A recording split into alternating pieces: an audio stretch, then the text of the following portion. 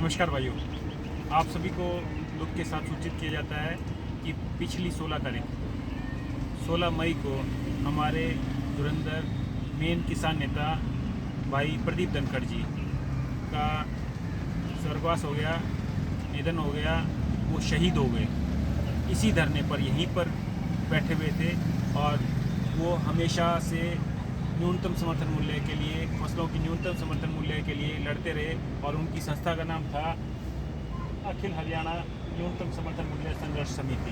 ये प्रदीप धनखड़ जी की फोटोग्राफ है। तो ये जो लगातार लड़ाई लड़ते रहे, फसलों की न्यूनतम समर्थन मूल्य के लिए किसान की लड़ाई लड़ते रहे, आवाज़ उठाते रहे, उनकी 13वीं 27 तारीख की है, 27 मई की। और उसी दिन 13वीं के लिए हवन होगा प्रदीप धनखड़ जी के घर पे 9 बजे और 10 बजे छोटूराम धर्मशाला में शोक सभा होगी। छोटूराम धर्मशाला बहादुरगढ़, बिल्कुल सही। मेहराना साहब खुल के बताइएगा, आपने जो आपके चाहने वाले उनको एक बार फिर से निमंत्रण दीजिए। सभी को हाथ जोड़कर नमस्कार।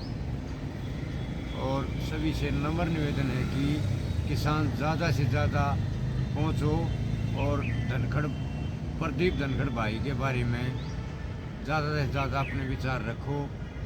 ये बहुत ही अच्छा योद्धा था, वो हमारे बीच में नहीं रहा। ये किसान की जोत जलती छोड़ गया, हम इसको जलती ही रखेंगे। तब तक ये काम हमारा नहीं होगा किसानों का, पूरे भारत का। तब तक हम सब भाई मिलकर, पूरे भारत के मिलकर इस जोत को जलाते रहेंगे और अपना काम पूरा करेंगे। नमस्कार।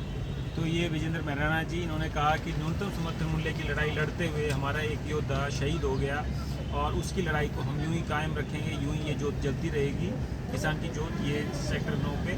और 27 तारीख को फिर से याद दिला दूँ, 27 तारीख को 10 बजे छोटूराम धर्मशाला बहादुरगढ़ सभी किसान भाई जरूर पहुँचें, क्योंकि ये जो लड़ाई थी वो किसी एक आदमी की लड़ाई नहीं थी, कोई पॉलिटिकल लड़ाई नहीं थी, ये एक किसान की लड़ाई थी। और किसान की लड़ाई के लिए आप सभी का हक बनता है कि उनको श्रद्धांजलि देने पहुँचे। सतनाम जी। हाँ जी, आप। सबसे पहले तो सभी किसान साथी को नमस्कार, राम राम, सलाम, सत श्री अकाल।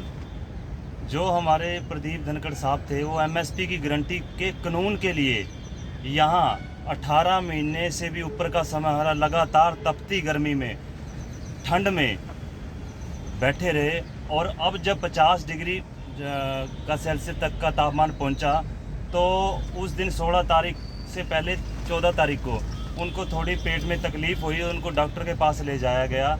तो डॉक्टर ने ये बताया कि गर्मी लगी हुई है।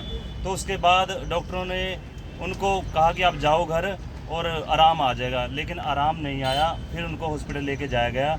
हॉस्पिटल से फिर उन्होंने पीजीआई रोहतक रेफ़र कर दिया। तो मेन उन्होंने बताया कि इनको गर्मी लगी हुई है। तो पीजीआई रोहतक से ये डेथ हो गई उनकी, ये समाचार हमें मिला। हम सारे किसान साथियों को, पूरे देश के किसानों को ये अपील करते हैं कि 27 मई आ रही है, इस पर उनकी 13वीं है। ज़्यादा से ज़्यादा किसान नेताओं से भी अपील है और पूरे किसान समाज से, किसान वर्ग से ये अपील है कि इस एमएसपी की गारंटी के योद्धा को श्रद्धांजलि देने के लिए ज़्यादा से ज़्यादा भीड़, ज़्यादा से ज़्यादा किसान पहुँचे, ताकि उनको सच्ची श्रद्धांजलि दी जा सके। और जो ना पूरे होने वाला घाटा जो हमें लगा है, वो उनके परिवार वालों को कुछ एक प्रकार से सांत्वना मिले, उत्साहवर्धन हो। फिर एक बार से हम आपको दोहरा रहे हैं कि 27 मई को छोटूराम धर्मशाला बहादुरगढ़ में ज़्यादा से ज़्यादा पहुंचने की कृपा करें। धन्यवाद। तो भाइयों, यही बात हुई। और उस दिन जो 27 मई को हमारे सुबह 10 बजे शोक सभा होगी भाई प्रदीप धनखड़ के लिए। और उसके बाद हमारे दिवंगत नेता जो शहीद हो गए, उनके लिए मुआवजे की मांग होगी। मुआवजे की मांग कि उनको ज़्यादा से ज़्यादा मुआवजा मिले उनके परिवार को।